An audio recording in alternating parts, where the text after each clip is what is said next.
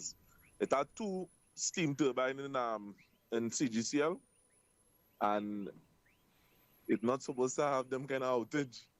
And we have backup turbines in a backup turbine in oh god, the next company there, but I don't know what has caused it.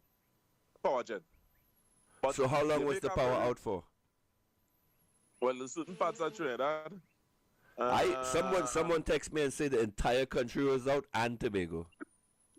Well, Tobago too. They definitely get affected. Right. But in certain parts of the country, in certain like in Point Lisas, well, in Cuba and them places, and things power come back almost immediately.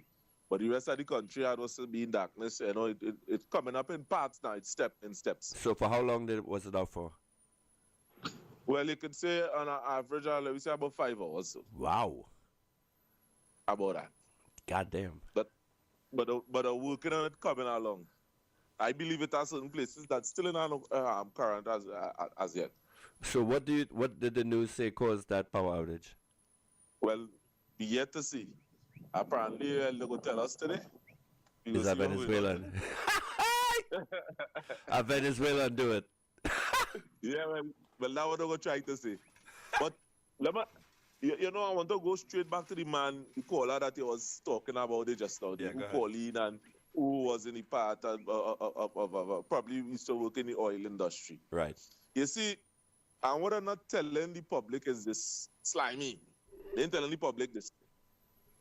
The man who is the head of the union that's before oil workers, Roger? Comrade Roger. Roger. Yeah. Comrade Roger. Comrade Roger. They would have placed two people up for election, one in point, two candidates, one in point and one in Labra, and they would have won their seats. In a traditional PNM seats, they would have won. And when they talk about who is the person that closed down Petrotrin, it's not Rowley that closed down Petrotrin. It's the actions of that trade union leader, Comrade Roger, is what closed down Petrotrin. Explain.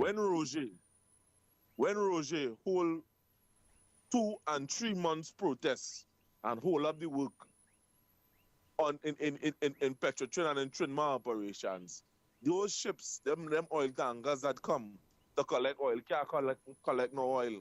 So it's millions of dollars during these protests that Trinidad has lost because they can't sell the oil. All the ships pack up there, they have to wait. You understand? Consistently. Imagine that happen. That go on 3 and 4 times for the year. How much millions Petrotrin losing? So Petrotrin bound to be in debt. And you see, but why were they protesting? What was the reason for the protests that he launched? They were more money. They were better wages. And always citing safety hazard, which between me and you is the highest form of safety that they have in Trinidad and Tobago inside of these oil companies. But because oil is a highly flammable, certain things are very much unpredictable. It's dangerous. You could, I mean, one slip, you could lose a finger, you could lose a limb. You understand what I'm saying? Yep. You're wrong machinery. And, you know, they just tell people, just give the best advice. It has safety officers there. You understand? It's all kind of thing because I work in the industry. You understand?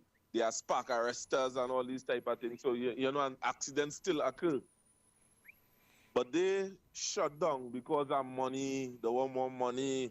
They say the citing safety conditions because it's the only so they could perform a strike. So they go look for some of the dumbest safety thing. Or they didn't give them a boots. They start a strike. Right. Oh, they're supposed to get extra hours on this. They didn't get a meal allowance, the striking. And this is the type of nonsense that take place. And sometimes these strikes and them last some months. Right. So when that take place 3 and 4 times in the year, and Trinma lost millions of dollars because these oil tankers not leaving. It cannot leave. What going to happen? How come I never heard this story before? This is the first time hearing of this. You see, people ain't put one and one together. You understand? Because if you consistently doing that, striking. Rowley closing Petrotrin was like a clapback at the union. Say, all right, you're gonna strike. Fuck you, I'm gonna close it down. Rowley closing Petrotrin is that, you know, instead of these men and them, all right, instead of Roger come and negotiate as he's supposed to, Rowley closed down Petrotrin because the government simply can't take that, could not have taken that strain again. Right. So he was like the last hair on the camel back.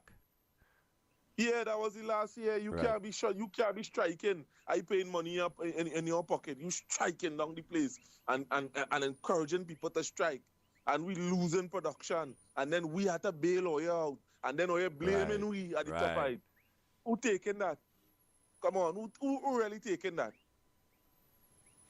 The government paying at the end of the day, and that is the kind of thing that and Rowley must be saying, but you see that, I fed up. I fed up. Why did they open back Petrotrin? Why did they open back Petrotrin? Because it's the same thing going on happen. Mm-hmm. The going on thing because they had the government at the anchor. Any government that go there, that anytime they shut down, they lose millions. Who taking that? Petrotrin paying millions of dollars to put up. Imagine a cleaner getting $15,000 a month. What? In Petrotrin. You're saying that? You're saying that like if you're in sure? I'd never heard that before. But you type up and you go see for yourself. I go send you something. Don't worry yourself. I go send you something. But Roger, the OWT union, is the reason why Petrotrin closed down. The salient reason. But you see, they're going to get blamed directly because it caused this ripple effect. They shut down. The company, Trinidad can't sell out the oil, they can't sell no oil, and they're losing millions every day. That is all going. Right. That makes sense. But anyway, let me leave you. Good show. All right. Thank you, caller. Thank you. All right. You're the first caller for the show.